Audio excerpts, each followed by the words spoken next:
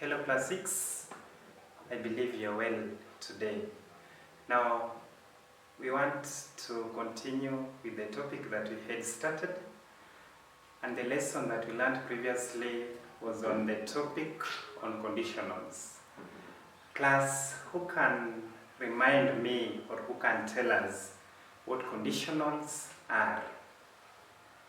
Yes? Good. I also like to emphasize that conditionals are sentences that an action must happen for the other action to happen in a sentence. We got that well and we wrote it in our books. Then we went ahead and highlighted on the 3 types of conditional sentences. We tackled likely, then we also wrote unlikely, then we finished by writing improbable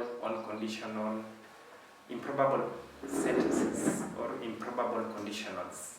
Class, the work is now simpler because already we defined what conditionals are, we checked on the likely conditionals, so we have the basics, class, and that is good of you. If you remind yourself about that, that is very much okay.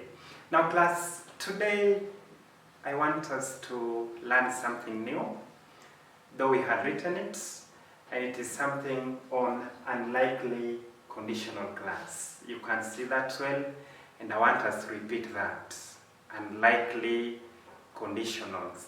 Now class, as per the definition, it does mean that spoken idea is possible, but it is unlikely to be filled. And I gave you examples, class, in our previous lesson.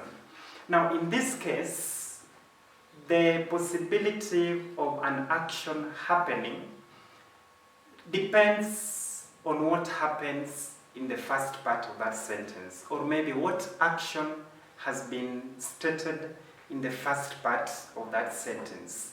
Now if I say spoken idea is possible, but it is unlikely to be fulfilled, I'm using the word unlikely. You remember, class, that we learned about affixes, and we said if I have the word letters UN, then I add it to likely, it now goes for the opposite. Now I have what we call unlikely conditional. The definition is there. To go ahead, class, allow me to give you the formation. I think in my previous lesson with you, I explained what formation is. I used the word if plus past tense plus would or could plus what we call an infinitive. I described and I explained all these things, class. Think you can remember, class. Now, I said the word if is very important. I'm now talking about the past tense. I'm going for the would, could, and infinitive. Now, let me refer you back, class, to the likely conditional. We use the word if. That still remains, class. Now, we went ahead and used the word will, which is a modal auxiliary verb. Now, in this case, class, we shall use would and even could. I can even add others like should. But to be more specific, I'll go for the word would. Would is the past tense of will. I think that is clear, class, and you must know that. Would is the past tense of will, because in likely conditional we use to will to showcase that an action will happen. Now in this case, I'm using would to showcase it might happen or it might not happen. That is what I'm saying. It is unlikely to be fulfilled. Now, case example is here, class. Example in my sentence, I'm using the word if, class. I think you'll see this.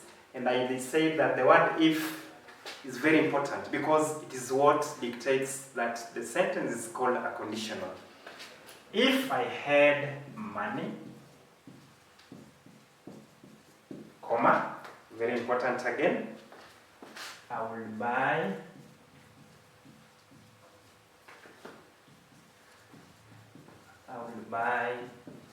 that book. Very well, class.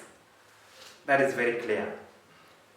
And remember the examples I gave you, class. Conditional is what one is used to. It can happen, it cannot happen, it might not happen at some point. Now, if I had money, I would buy that book. The question is, do I have that money? The next question, will I buy that book? So, those questions, probably the answer could be no, class. The answer could be no. If I ask myself, or if I ask you, if I had money, do I have money? As for me, I do not have that money. Will I buy that book? No, I do not have to buy that book because I do not have that money. So I have if, had is the verb in past tense, then I've used modal auxiliary, would, then again I've used the word buy, which is an infinitive, and described as a verb in present tense. Now, to give more clarification on this class, just to give you the meaning of this. Buying of that book, or maybe me buying that book, depends on me having money. So do I have that money? No. Will I buy that book? No. It means the action in the first part of this sentence depends on the next part of the sentence also. Again, the action in the next part of the sentence also depends on the first action that is happening in the sentence. That is why we call it unlikely conditional. It might not happen depending on the circumstances that have been stated in the first part of the sentence. That is why I'll repeat that action depends on what you state. The action depends on how you structure your sentence. That is why we call it the if clause, and that is why we call it the conditional sentences. Now, class, we've described those two types of conditionals. We have given the examples, we have described them, we have given detailed clarification on the case examples that we are giving.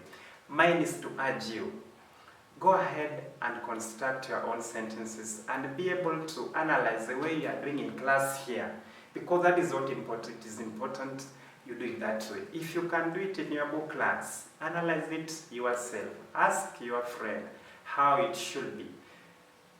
If you get difficulties, come back to me. But likely and unlikely conditionals are very important. I hope spelling is understood, class.